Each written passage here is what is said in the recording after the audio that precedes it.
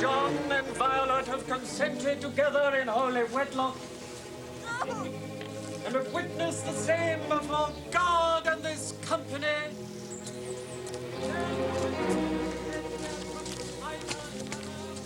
And have declared the same by the giving and receiving of a ring and the joining of hands. I pronounce that they be man and wife together. Congratulations. Thanks, old man. They're married. Welcome to the party, gentlemen. Let me introduce you to Mrs. Woodley. Don't, Carruthers. Carruthers?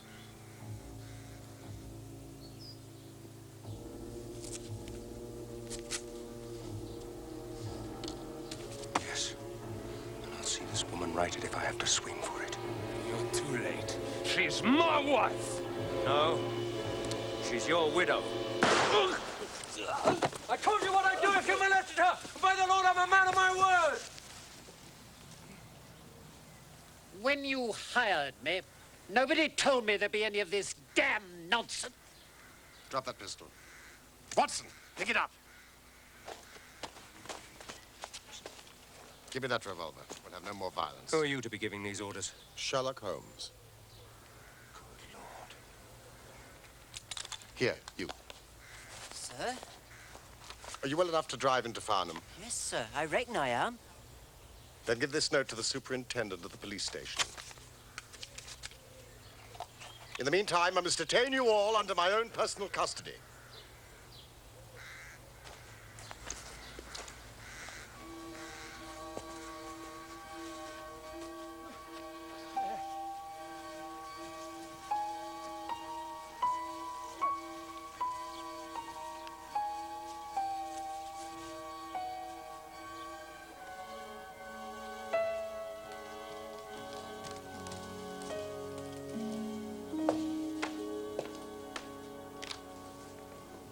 How are the patients, Doctor? Miss Smith's very well, considering the foul way she's been treated. And Woodley? Alas, I have no doubt he will live. What? I'll go upstairs and finish him off. Now, sit down in that chair, Carruthers. You're right. He isn't worth swinging for. But you told me that girl is to be tied to Roaring Jack Woodley for life? You needn't concern yourself about that. I married them till death do them part. Under no circumstances can she be considered his wife. Are you sure? For two very good reasons.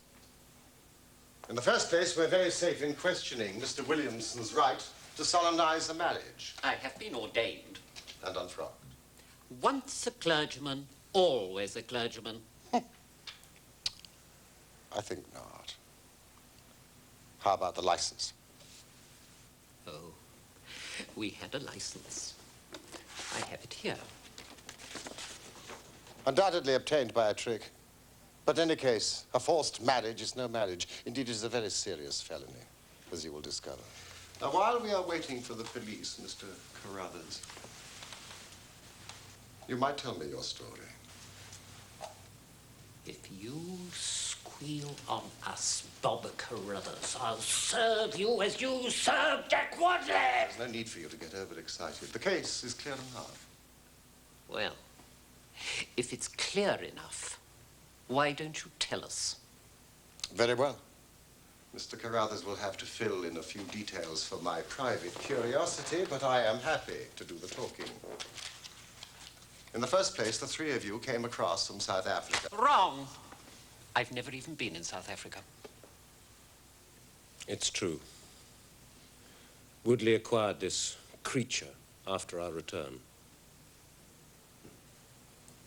Very well. You and Woodley had known Ralph Smith in South Africa. You had reason to believe that he would not live long.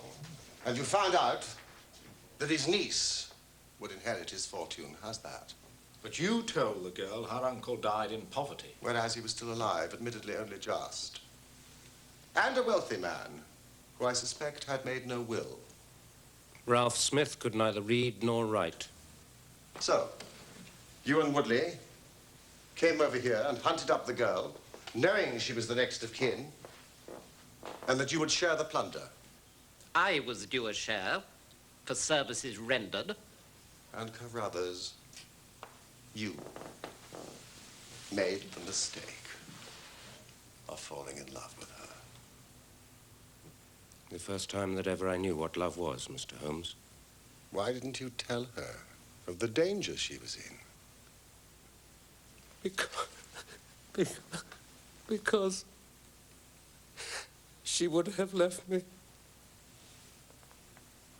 And I couldn't bear to face that.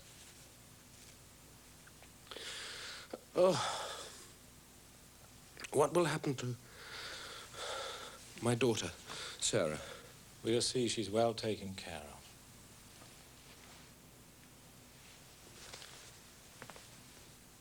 You see,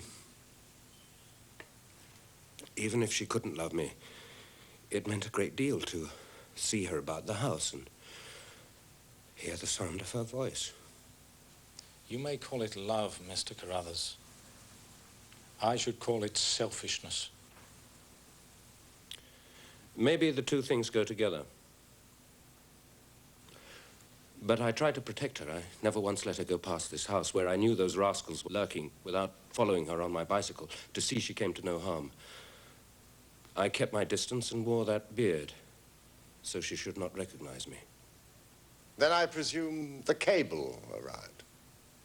Cable? What cable?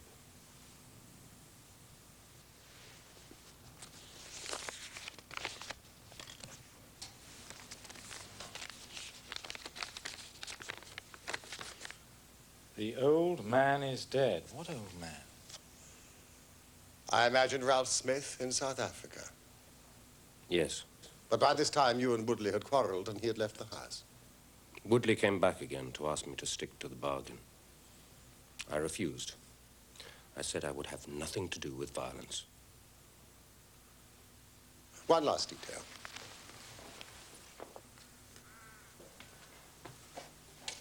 Why was Woodley chosen as the prospective husband? I'm ashamed to say it.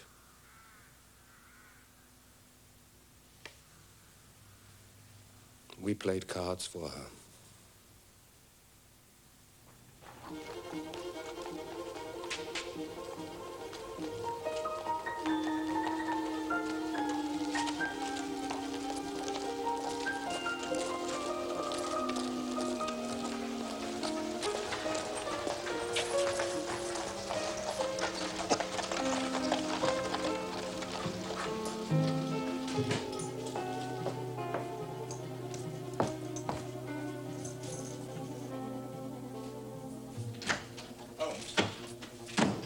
Results of the trial. Listen to this. The judge, in summing up, said... Holmes. Watson, may I be permitted an educated guess? Go on, then. I would expect Woodley to get 10 years, Williamson 7 years, and Carruthers, in view of the eloquent speech I made on his behalf at the trial, probably 6 months. That is exactly right. Well, I have certain advantages, Watson. Largely the fact that I sent out for the early edition. An undoubted advantage. Also, we have received a present, some wedding cake from Mr. and Mrs. Cyril Morton, together with a letter telling us that Mrs. Morton has inherited a large sum of money from her uncle, Ralph Smith, formerly of South Africa. The happy couple are thoroughly enjoying looking after young Sarah Carruthers, while the father is in custody. Her piano playing is improving, and she wants to take up bicycling. A splendid day all round, wouldn't you say? There is more splendor yet to come. More splendor? What do you mean? Watch carefully. Oh, I remember. The chemical reaction that will solve the mystery concerning the persecution of Mr. John Vincent Harden. Precisely. I've spent the entire week in the Imperial Science Museum, and I think this is the answer.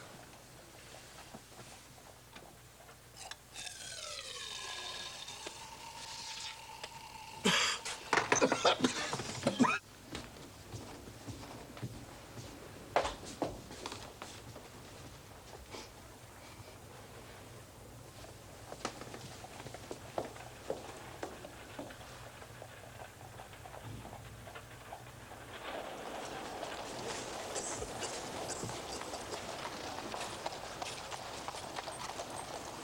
that the answer, Holmes?